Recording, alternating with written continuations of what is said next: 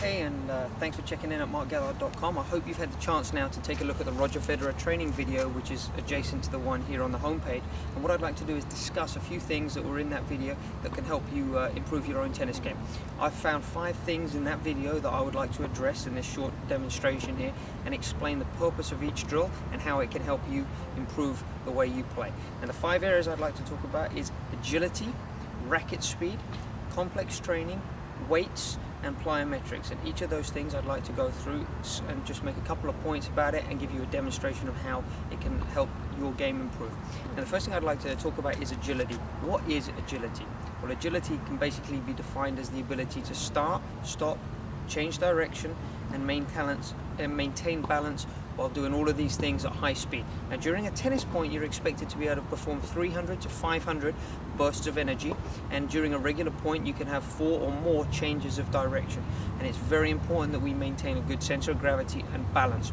Now, what you saw in the Federer training video, you saw him actually using bands and doing things of this nature, and this is to work his agility. And bands, just like the one shown here, can be wrapped around your ankles, and they can be used when doing agility drills to improve your flexion in your hips and your flexibility, but also strength and your ability to move side to side. Now, don't forget, 70% of tennis is a lateral movement. It's side to side. So make sure when you're working on your sprints that you're not just working forwards and backwards. You've got to work a lot side to side, because that is the most important part of tennis.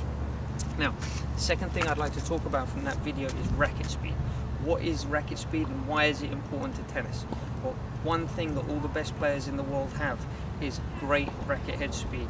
And this is very important at any level, because this is the end of the kinetic chain, which comes from the ground up through the legs, through the core, through the upper body, the arm, and out in the racket. And if the kinetic chain is working great, but we don't have racket speed, then we lose the efficiency of the technique. So the racket speed is very important. And what I have demonstrated here today is a weighted racket.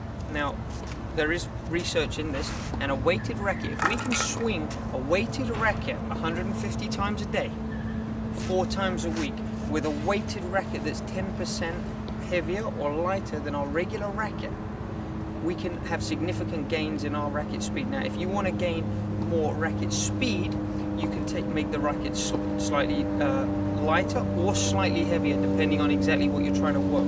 But for this purpose of this is 10% heavier than a regular racket. And what I'm going to do is I'm going to swing this racket 150 times on the forehand side, 4 times a week, 150 times per day. And if we can do this for 12 weeks, we should see significant gains. And this is very, very important if we want to be a professional tennis player.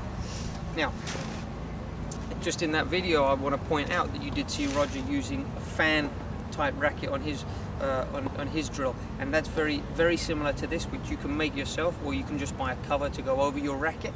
But really easy to use and a great training method. Easily fits in your bag, so you can use it before tournaments as a warm-up, or even as a part of a workout exercise. Now, the third area I want to talk about, a very important area, is complex training. And a lot of people don't understand what complex training is, but it uses really the stretch shortening cycle of muscles. Imagine an elastic band. When you pull that elastic band and then you let it go, it's got all this potential energy when you pull that elastic band, and when you let it go, that's where the explosion comes. And this is what your muscles are working in the same way as an elastic band. You pull it and you let it go, and that's the explosion. And what I'm going to do here is I want to demonstrate to you how he used in the video with Roger. You saw him performing overhead throws. Now, what he was doing there is he's activating his upper body muscles that he's going to be using in a serve, which is also an overhead action. He's activating them by doing 3 or 4 overhead throws and then immediately serving. And this should transfer to his serve, so he gets a little bit more power. Now, the important thing that I want you to understand, this is called post-action potentiation. This is where we take an exercise like serving, a tennis-specific drill, and we pair it with a gym exercise or a regular weight exercise like we saw Roger doing there. Now, what I'm going to do now is I'm going to demonstrate how this exercise can be done, but we can use the lower body. What we saw with Roger was him activating his upper body muscles. I'm now going to do that in a similar way. I'm going to go and perform 5 squat jumps with a 4-pound medicine ball on the baseline, and then I'm going to take my racket and I'm going to serve 4 balls. Okay? And what we're going to do here is you're going to be able to see how by doing these fast jumps, we can then add the power to our serve. Okay, and we're going to do those, and you will see the improvements.